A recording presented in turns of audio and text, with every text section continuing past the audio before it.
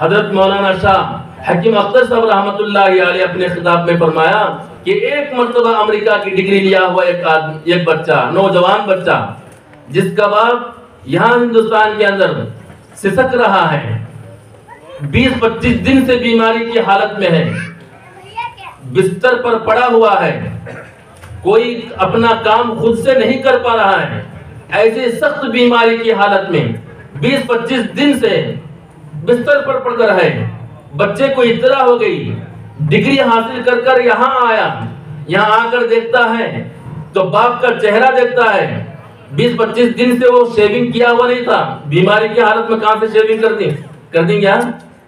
بیماری کی حالت ہے، 25 دن سے کوئی شیونگ نہیں ہو چکی تھی، داڑھی بڑھ چکی تھی، بچے نے دیکھا کہ داڑھی بڑھ چکی ہے تو فوراً حجام کو بلایا اور داڑھی کو صاف کرانے کا کام کیا۔ جیسا ہی داڑھی کو صاف کرایا، کتاب میں لکھا ہے کہ اسی موقع پر اس کی موت آئی۔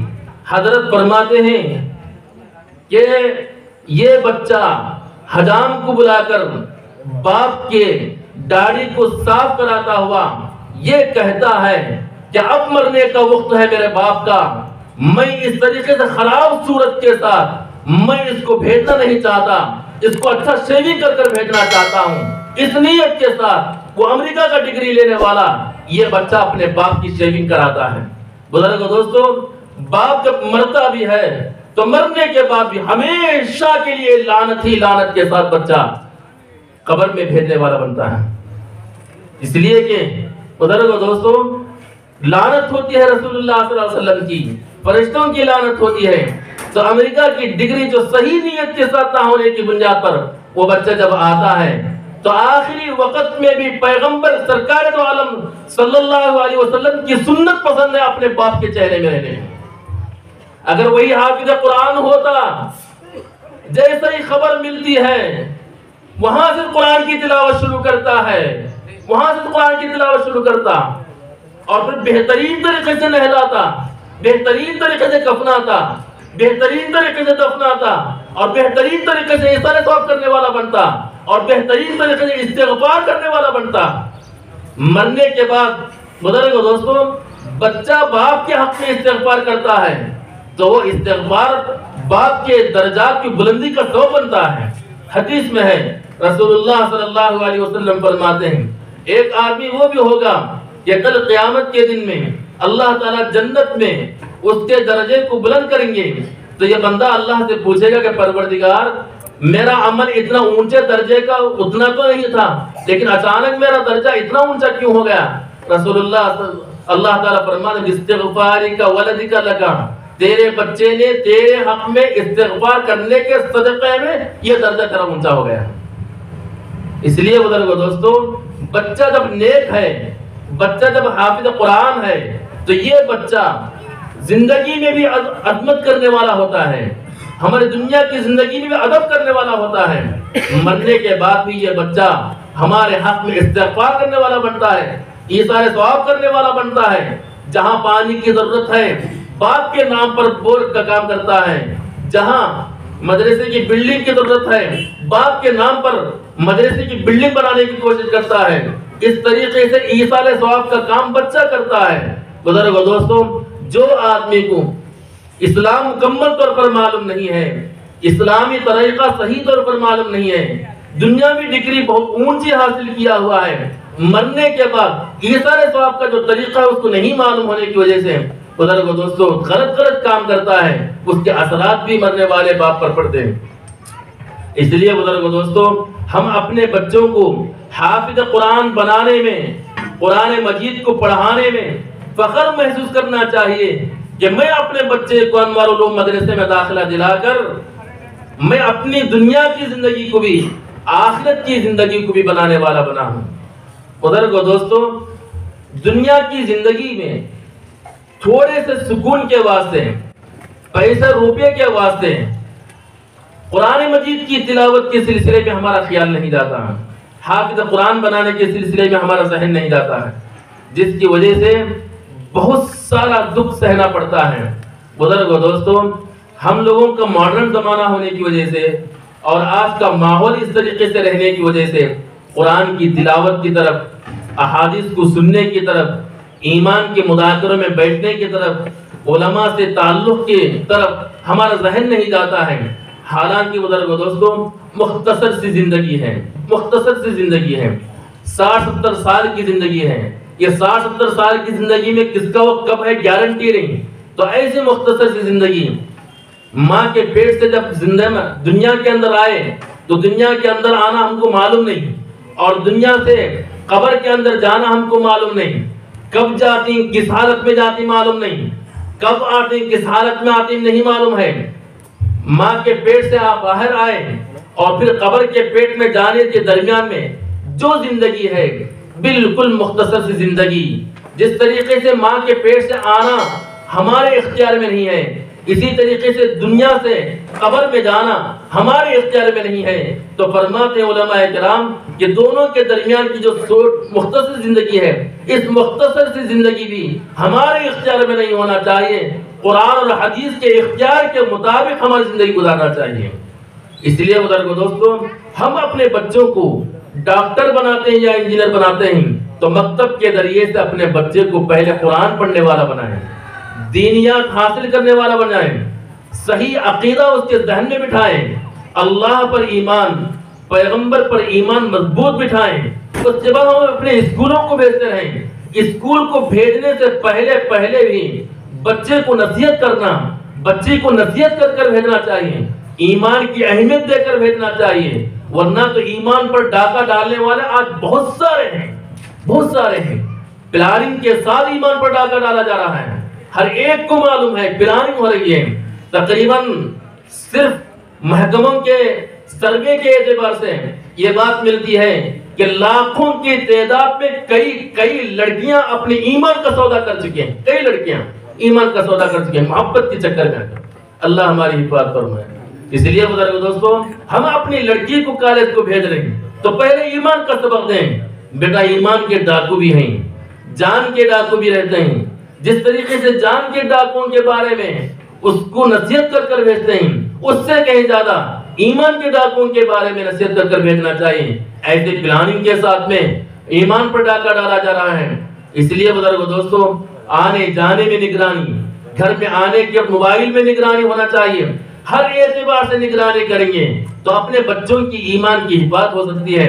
اگر یہ نگرانی نہیں کریں گے تو بزرگوں دوستوں اسلام کے پیٹ میں پیدا ہونے والی یہ بچی، اسلام کے گھرانے میں پلنے والی یہ بچی، جوانی کے دہلیز پر اسلام کی حالت میں قدم رکھنے والی یہ بچی محبت کے چکر میں آ کر ایمان کا سودا کر کسی اور غیر کے نطفے کو اپنے پیٹ میں 9 مہینے پالنے والی بنتی ہے، اور اس کے بچے کو اپنے گود میں پالنے والی بنتی ہے، اس کی اولاد کو اپنے خون سے بنے ہوئے دودھ کو پلانے والی بنتی ہے، اور وہ خود اپنے ایمان کو چھوڑتی ہے، گھنٹی ہلانے والی بنتی ہے، مکو ڈالنے والی بنتی ہے۔ ایسے کئی واقعات ہم نے سنا ہے بلکہ دیکھا ہے۔ اس لیے بزرگوں دوستوں ان مدارس کے ذریعے سے، ان تبلیغی جماعتوں کے ذریعے سے اور ان علماء کے ذریعے سے یہی ہم لوگوں کو سبق دیا جاتا ہے کہ کسی بھی طریقے سے مرتے دم تک اپنی ایمان کی کم از کم حفاظت کر لیں، حفاظت کر لیں۔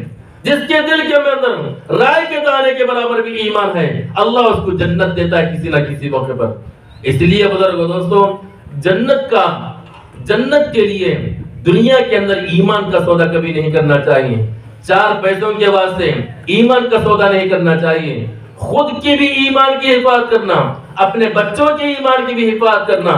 قرآن مجید میں ہے یا ایھا الذین آمنوا قوا انفسکم واہلیکم نارا، اے ایمان والو تم اپنے کو بھی اپنے اہل و عیال کو بھی جہنم والی آگ سے بچاؤ۔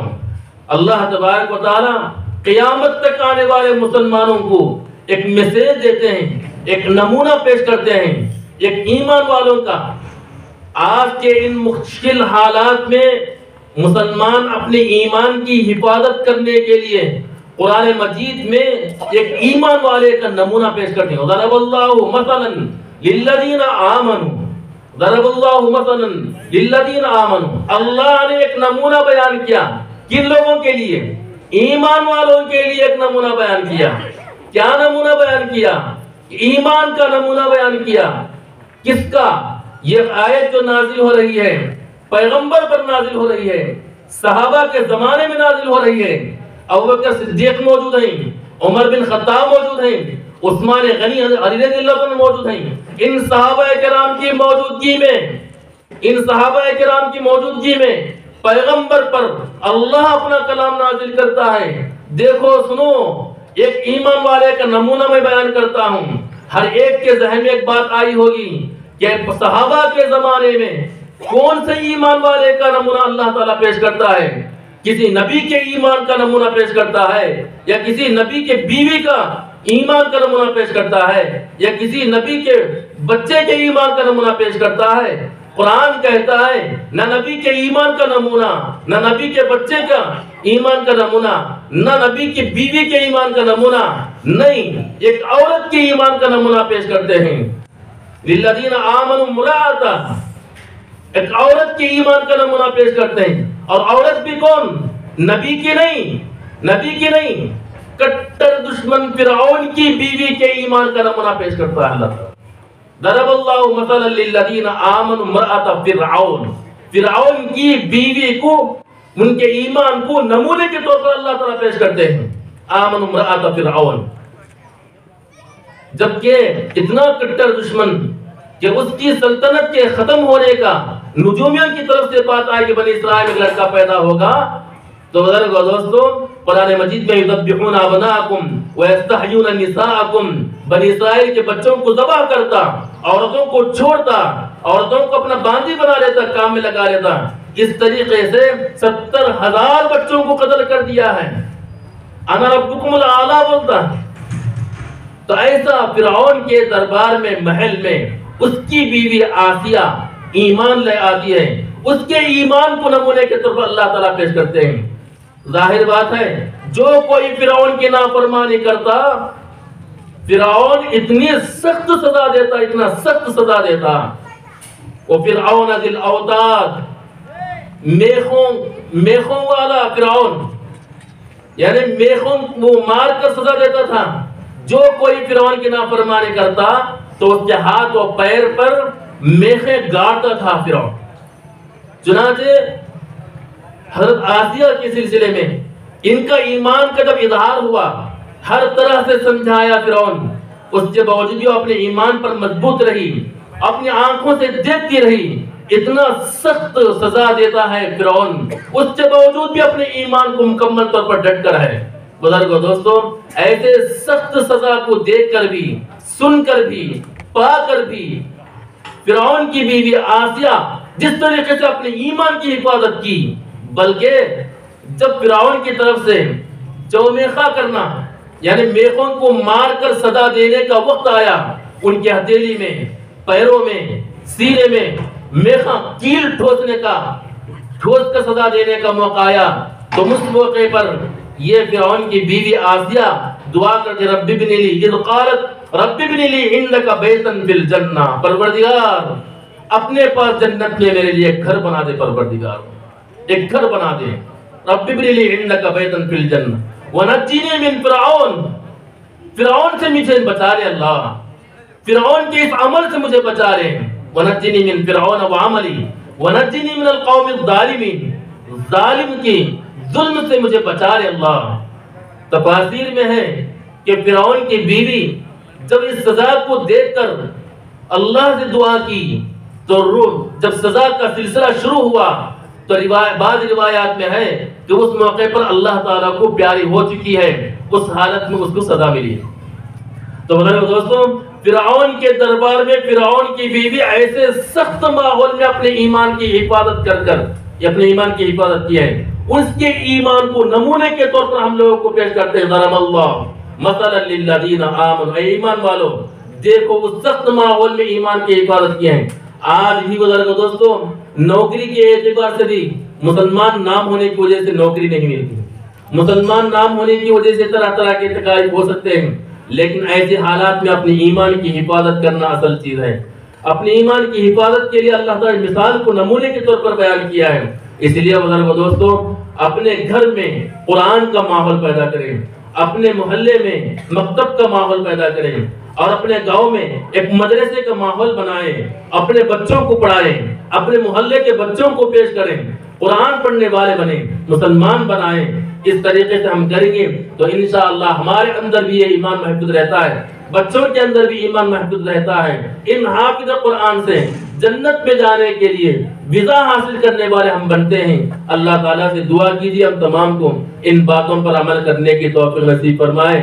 میں مبارکبادی پیش کرتا ہوں کہ ان حافظ قرآن کے والدین کی خدمت میں بھی اور ان کو پڑھانے والے اساتذہ حضرت مولانا محمد حسن علی صاحب برکاتہ، اور اسی طریقے سے ہمارے برادر حافظ ناصر صاحب بھی ماشاءاللہ بہت بڑی خدمات ہیں، اور ان کے ساتھ اساتذہ یہ سب کے ساتھ، اور اسی طریقے سے مدرسے کے معاونین اور ناظم یہ سب کے سب جتنے بھی ان بچوں کے حفظ قرآن میں معاون بنے ہیں، ان سب کے حق میں ہم مبارکبادی پیش کرتے ہیں۔ اور اسی طریقے سے ان بچوں کے صدقے میں اللہ ہم بڑوں کو بھی اپنی رضا عنایت فرمائے اور سب کو جنت کا مستحق بنائے۔ وآخر دعوانا الحمدللہ رب العالمین۔